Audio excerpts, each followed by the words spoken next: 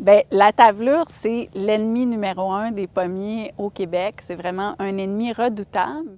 La moitié des pesticides utilisés en pommiculture sont pour réprimer une seule maladie, la tavelure du pommier. Alors, si on peut faire autre chose, c'est intéressant. La tavelure est sur la feuille, on détruit la feuille. Quant à moi, c'est A plus B, il n'y a pas de doute.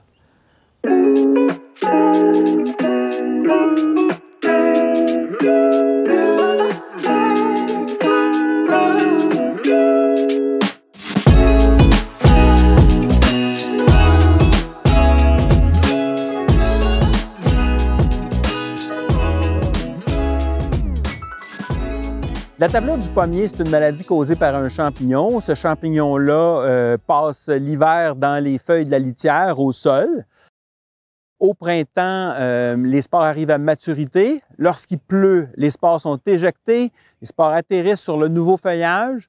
Puis quand les conditions de pluie sont assez longues, eh bien, les spores germent, pénètrent sous la cuticule des feuilles, infectent le feuillage. Puis par la suite, il y a d'autres spores qu'on appelle les conidies qui sont éjectés tout au cours de la saison. Bien, la première ligne de défense contre la tavelure, c'est vraiment de s'attaquer à cet inoculum au sol. Les feuilles de la litière, si on peut s'en débarrasser, on va réduire le nombre de spores qui vont être éjectés au printemps, on va réduire les indices de risque de tavelure pendant la saison. Ça va être beaucoup plus facile à réprimer cette maladie-là avec des produits qui vont être plus doux pour l'environnement. Lorsqu'on a une grande quantité d'inoculum, là, ça prend les meilleurs outils disponibles pour lutter contre la tavelure. Puis ça veut dire des fongicides de synthèse. Puis à ce moment-là, les stratégies de défense deviennent plus compliquées, plus intensives. Quand on s'attaque à l'inoculum, qu'on réduit l'inoculum, c'est beaucoup plus facile. Au printemps, une fois qu'on a terminé les opérations de taille d'hiver, les producteurs, ils s'empressent toujours de broyer le bois pour permettre les autres opérations culturales. Alors, ce qu'on leur suggère, c'est de profiter de cette fenêtre d'intervention-là pour broyer à la fois le bois de taille et les feuilles de la litière. Ça paraît bête de dire qu'il faut juste broyer les feuilles, mais l'idée, c'est que les feuilles, elles sont surtout logées sur le rang en dessous des arbres. Puis c'est là qu'il faut aller les chercher. L'idée de broyer les feuilles, c'est pas du tout nouveau, hein? C'est connu depuis les années 1940. Puis à cette époque-là, dans le fond, les fongicides étaient beaucoup moins efficaces. Donc, on n'avait pas le choix d'utiliser ces méthodes-là. On a un peu délaissé cette méthode-là avec toute l'avenue de la chimie moderne qui était très, très, très efficace.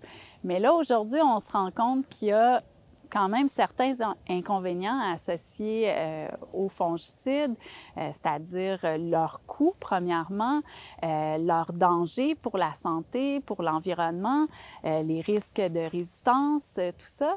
Donc, on parle plus de production fruitière intégrée. Le défi, c'est qu'il n'existe pas de broyeur commercial. Il faut fabriquer soi-même le broyeur. On peut s'inspirer des plans qui sont sur le site de l'IRDA ou on peut aussi donner ces plans-là à un équipementier qui va facilement reproduire le concept. La clé du succès, c'est d'aller chercher les feuilles où elles se trouvent. Alors, les feuilles, elles sont sur le rang. Les broyeurs, ils passent au centre des rangs. Donc, on ne va pas atteindre les feuilles. Alors, si déjà on a un balai pour ramener les feuilles vers les couteaux du broyeur, on a pu atteindre plus de feuilles. Les feuilles, une fois broyées, sont plus faciles à atteindre par les micro-organismes et puis la décomposition va être plus rapide. Durant les dernières années, on a testé différents matériaux pour la brosse, des câbles d'acier aéronautique, des câbles de corde à linge, des chaînes industrielles. Pour le moment, ce qui fonctionne le mieux, c'est des chaînes industrielles avec des cordes à linge qui sont attachées avec des attaches en aluminium qu'on doit sertir, un peu les mêmes attaches qu'on utilise dans le palissage des vergers. Alors, c'est une solution qui est des pièces qui sont faciles à trouver pour le producteur un dimanche après-midi quand tout brise. C'était un peu ça l'idée en arrière de tout ça, c'était de trouver des pièces qui sont facilement remplaçables puis qui peuvent être réparées avec les outils que les producteurs ont en leur possession. Nous avons fait notre transition bio en 2012. Et j'étais au courant du projet de la machine éliminée depuis les premiers essais, je ne sais pas c'était à quelle année. Et le Club AgroPomme possédait une des machines d'essai. En 2014, ils ont décidé que bon, ça ne faisait pas partie de leur mandat d'avoir cette machine-là. Ils n'ont pas à posséder de machine. Et qu'ils l'ont mise en vente nous, on a sauté dessus, en fait, parce que j'étais vraiment content de mettre la patte là-dessus, parce que ça faisait partie de la démarche de travailler en bio et d'avoir tous les outils possibles pour réussir. Ici, au verger, on a les variétés habituelles, si je peux dire. McIntosh, j'avais Lobo, Cortland, Spartan Empire. C'est sûr que Spartan Empire, c'est un peu moins sensible, mais Cortland et McIntosh, c'est très sensible à la tavelure, d'où la nécessité de faire de la prévention. Et on a démontré, sans contredit, que c'est parfaitement faisable de faire du bio, McIntosh, sans tavelure, avec la bonne combinaison d'outils, de méthodes de travail et de prévention. Le broyage puis l'application d'urée sur les feuilles de la litière, c'est démontré, publié depuis des décennies qu'on va réduire la quantité de sport. Au printemps, en fait, c'est n'importe où entre 50 puis jusqu'à 90 %. La réduction d'inoculum, elle est importante, démontrée. Alors, un broyeur à branche broie les feuilles, oui, en partie, mais la fraction des feuilles qui vont être atteintes est relativement faible. Alors, si on peut améliorer l'équipement avec un balai, une brosse, à ce moment-là, on va détruire beaucoup plus de feuilles de la litière. Tout dépendamment si on le fait nous-mêmes ou par un équipementier, les pièces vont coûter environ, la dernière version qu'on a effectuée ici à l'IRDA a coûté environ 6 000 $. On fait 3 opérations au même moment. On endaine, on balaie les feuilles ou on décolle les feuilles du sol et on les broie par la suite avec les branches.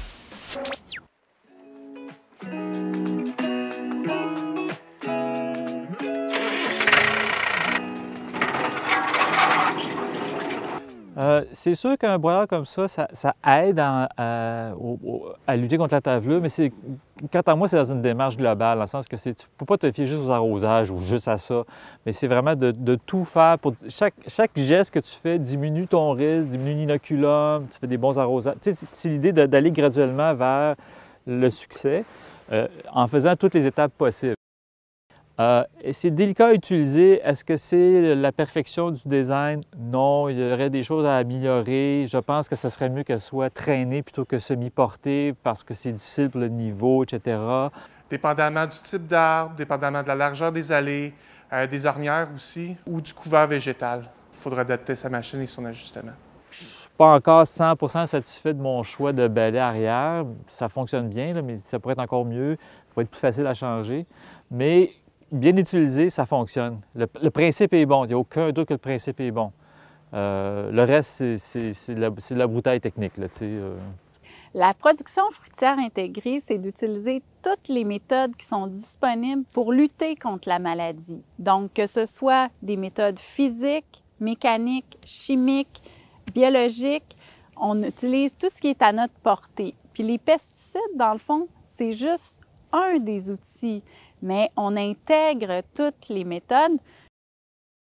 Mon casting dans la vie, moi, c'était microbiologiste agronome, c'était pas mécanicien. Alors, j'ai aucun talent mécanique, mais les producteurs sont souvent très bons en mécanique. Alors, je vous mets au défi, développer des bons équipements, broyer les feuilles. Parce qu'on peut le faire soi-même avec une machine peu coûteuse et c'est facile à fabriquer. Parce que c'est une technique éprouvée, largement utilisée dans les autres régions de production. En Europe, c'est presque obligatoire. Parce que ça laisse le verger propre au printemps et prêt pour la nouvelle saison. Parce qu'on peut réduire jusqu'à 80 % de la source de la maladie. Moi, je veux dire, juste ça, j'achète.